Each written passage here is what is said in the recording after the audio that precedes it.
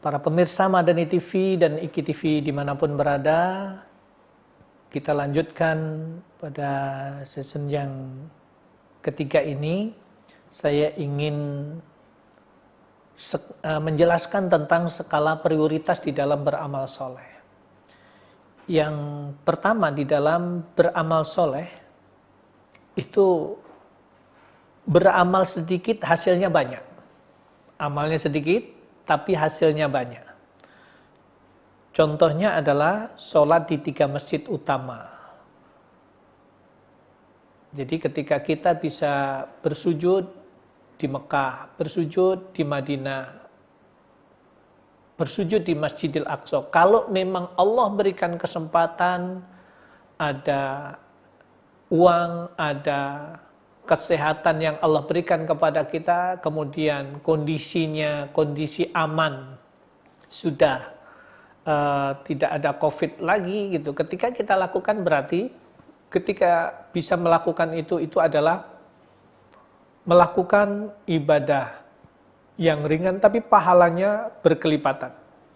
Kemudian menggapai Lailatul Qadar di bulan Ramadan.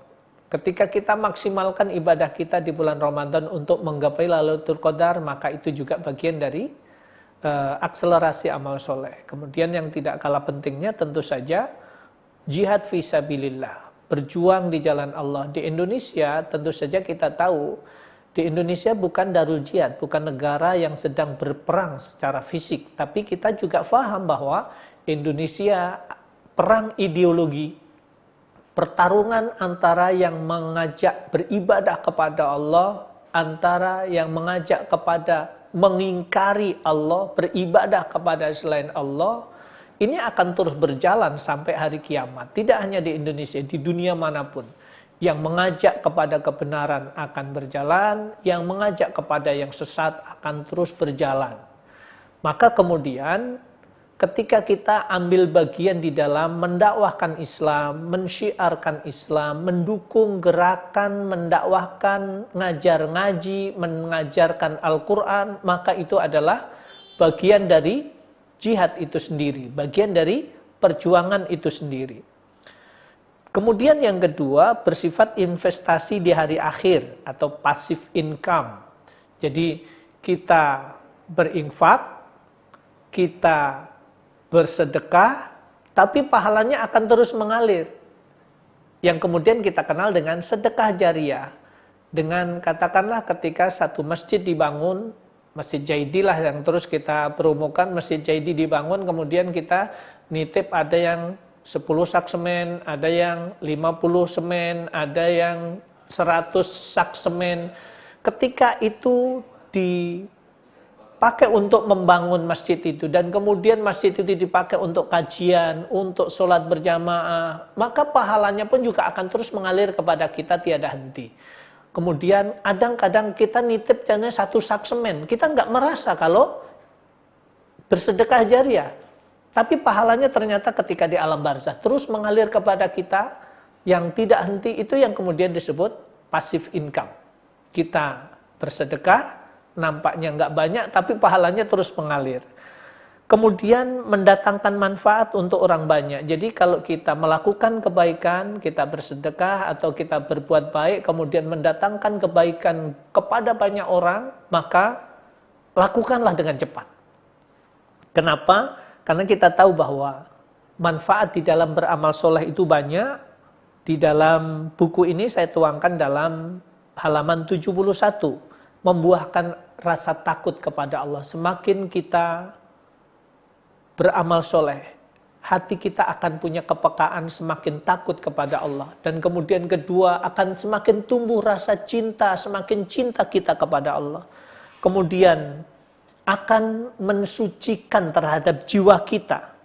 Kemudian berikutnya adalah akan membentuk masyarakat pribadi yang soleh, pribadi yang solehah. Jadi akan menumbuhkan karakter-karakter yang berupaya menghadirkan kebaikan-kebaikan dalam kehidupannya. Ya, yang terfikir itu bukan kejelekan orang lain yang dicari, tetapi apa yang akan saya lakukan? Kebaikan apa yang harus saya lakukan demi kehidupan yang tentram, yang nyaman dalam kehidupan kita bermasyarakat ini. Kemudian akan menyebabkan datangnya kebahagiaan dunia sampai akhirat nanti. Tentu saja ini adalah dampak ketika kita beramal soleh, dan yang tidak kalah pentingnya adalah ketika kita beramal soleh, yang harus kita ingat adalah itu semuanya akan menyebabkan, menjadikan kita nanti akan masuk surganya Allah Subhanahu wa Ta'ala. Jadi para pemirsa yang dirahmati oleh Allah Subhanahu wa Ta'ala, bagaimana agar kita tetap beramal soleh? Ini juga sesuatu yang paling penting. Poin-poin yang paling penting dalam upaya dan usaha di dalam melakukan akselerasi amal soleh. Jadi tetaplah mengingat kepada Allah Subhanahu wa Ta'ala, bahwasanya mengetahui segala, Allah akan senantiasa mengetahui apa yang kita lakukan, dan yang kedua mengingat segala nikmat yang Allah berikan kepada kita. Dan yang berikutnya adalah mengingat keagungan dan tanda-tanda kekuasaan Allah yang kita nampak lihat dalam kehidupan kita ini. Dan tentu saja agar kita beramal soleh, kalau kita tidak beramal soleh, Allah pun juga akan menyiksa kita, akan menghinakan kita. Maka dengan mengingat dahsyatnya siksaan Allah, tentu saja kita akan semakin mempercepat di dalam melakukan amal soleh. Kemudian mengingat akan besarnya rahmat Allah Subhanahu wa Ta'ala yang Allah akan janjikan kepada orang-orang yang beramal soleh. Tapi ingat, kata kunci di dalam beramal soleh itu adalah senantiasa menjaga iman kita kepada Allah. Pastikan bahwa setiap beramal soleh jangan sampai ternodai dengan niat yang tidak ikhlas. Jadi ini yang harus kita perhatikan di dalam melakukan akselerasi amal soleh dalam kehidupan kita. Baik para pemirsa Madani TV dan juga IKTV yang ada di kota, yang ada di pelosok negeri, dan juga yang ada di luar negeri, yang ada di Jerman, di New Zealand, di Jepang, di Qatar, di Oman, dan juga Malaysia, saudara-saudara kami yang ada di Brunei, di Singapura. Alhamdulillah sudah ikut bersama dalam episode yang ketiga ini tentang akselerasi amal soleh. Nanti berikutnya tentu saja akan kita lanjutkan episode yang keempat adalah al-ihtimam bidzurriyah as-salihah, peduli terhadap keluarga yang soleh. Bahasan ini tentu saja harus kita fahami karena ini bagian dari doa kita agar bagaimana agar kita itu menjadi orang yang Allah ampuni, menjadi hamba yang senantiasa Allah sayangi. Di antaranya tentu saja kita peduli terhadap generasi kita. Apa yang harus kita lakukan terhadap keturunan kita, apa yang kita harapkan. Insya Allah bahasan ini kita akan lanjutkan di episode yang keempat dalam doa wa aslihli fi dzurriyyati. Ya Allah ya Rabb, perbaiki diriku ya Allah. Apabila ada kekurangan, ada kesalahan ya Allah, perbaiki diriku ya Allah. Ampunkanlah diriku ya Allah karena hadirnya anak keturunanku yang mendatangkan manfaat bagiku. Ini bahasan ini menjadi bahasan khusus dalam episode berikutnya. Nanti insya Allah para pemirsa bisa mengikuti bahasan ini dalam buku ini. Maka oleh karena itu jangan lupa untuk telepon ke nomor yang sudah kita share untuk mendapatkan buku ini agar bisa mengikuti lebih maksimal dalam kajian rahasia di balik usia 40 tahun. Jadi kalau ditanya, apa sih kalau usia saya sudah segini ini yang saya lakukan apa sih? Biar Allah cepat ampunkan kesalahan dan dosa yang selama ini aku lakukan. Poin-poin apa yang saya lakukan? Ini bahasan dalam rahasia di balik usia 40 tahun ini. Baik, nampaknya dari pemirsa ada yang bertanya. Subhanallah, ini saudara kita dari Jerman, Masya Allah. Ahlan wa sahlan, selamat datang untuk saudara saya, Dana Suster dari Jerman. Assalamualaikum warahmatullahi wabarakatuh. Ustadz, kurban untuk atas nama saudara dan orang tua kita yang meninggal apakah sah? Baik, subhanallah, ini pertanyaan baik sekali dari saudara kita dari Jerman. Saya ingin sampaikan bahwa ketika kita berkorban untuk orang tua kita, insya Allah pahalanya pun juga akan sampai kepada orang tua kita. Kepada saudara kita, insya Allah juga akan sampai kepada saudara kita tanpa mengurangi pahala yang Allah akan berikan kepada kita. Kita akan mendapatkan pahala yang sama juga kepada orang tua kita, kepada saudara kita juga akan mendapatkan pahala yang sama. Tentu saja tanpa mengurangi pahala yang Allah akan berikan kepada orang tua kita, kepada saudara kita, dan kepada kita.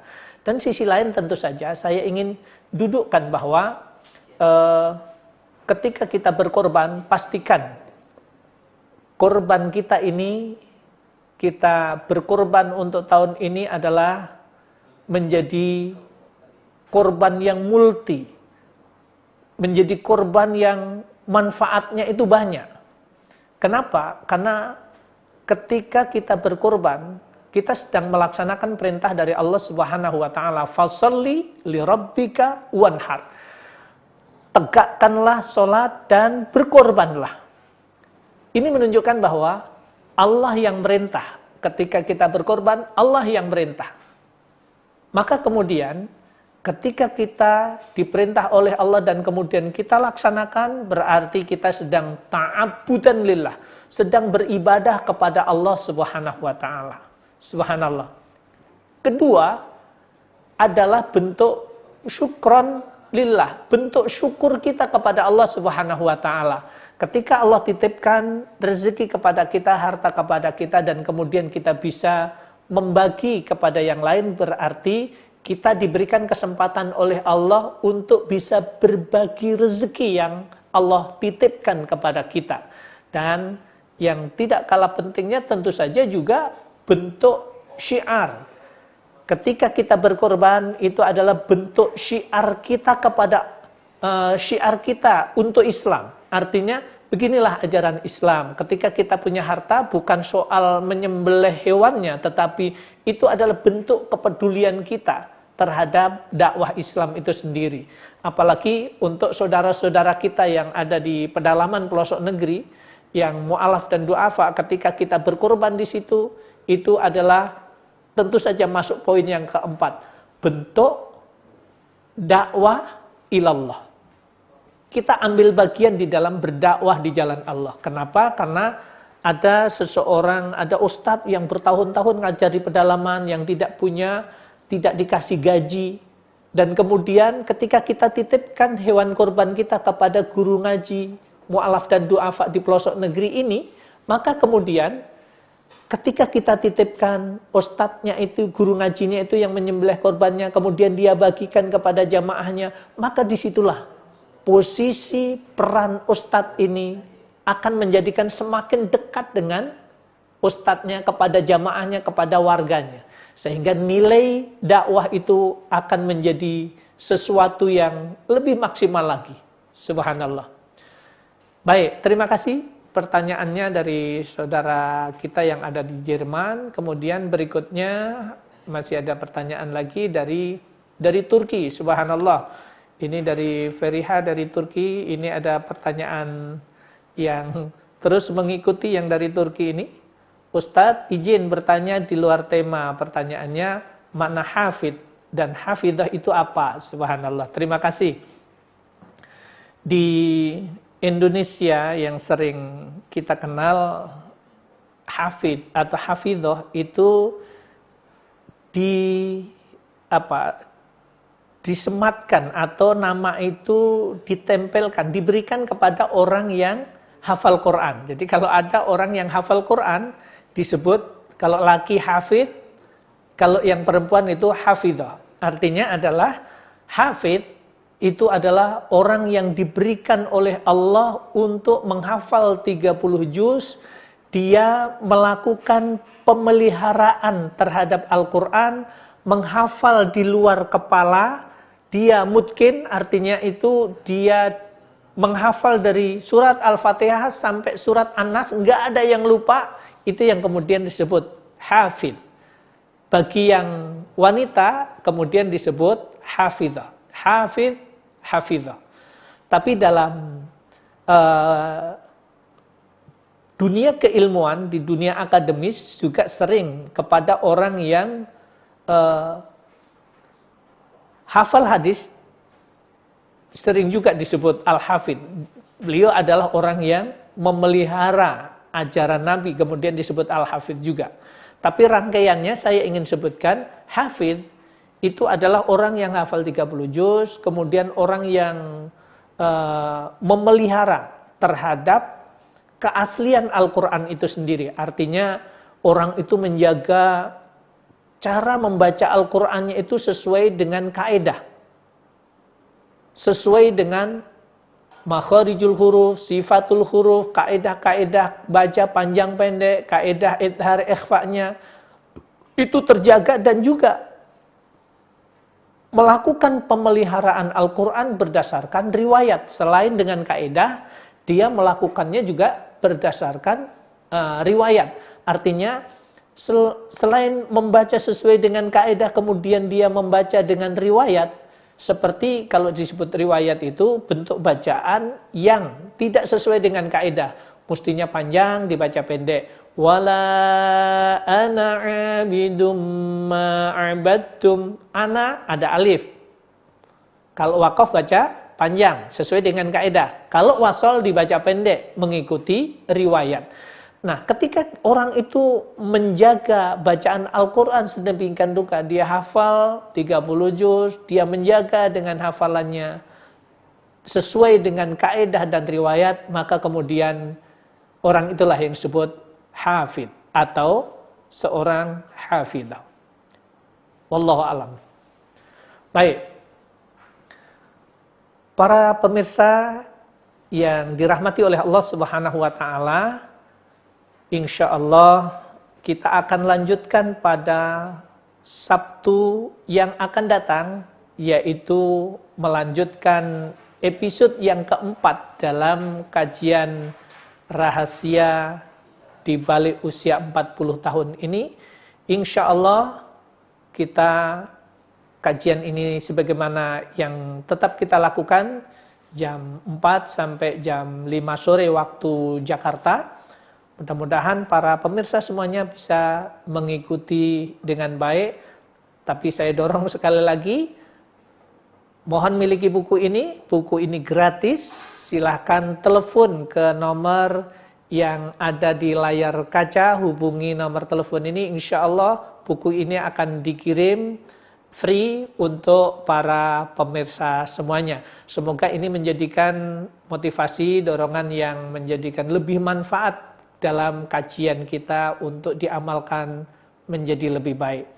Jadi akhirnya para pemirsa semuanya, tentu saja saya mengajak kepada para pemirsa untuk ikut ambil bagian di dalam membangun Masjid Jaidi, mensedekah jariahkan harta yang dimiliki atau mewakafkan harta, sebagian harta yang dimiliki untuk menyelesaikan bangunan Masjid Jaidi ini.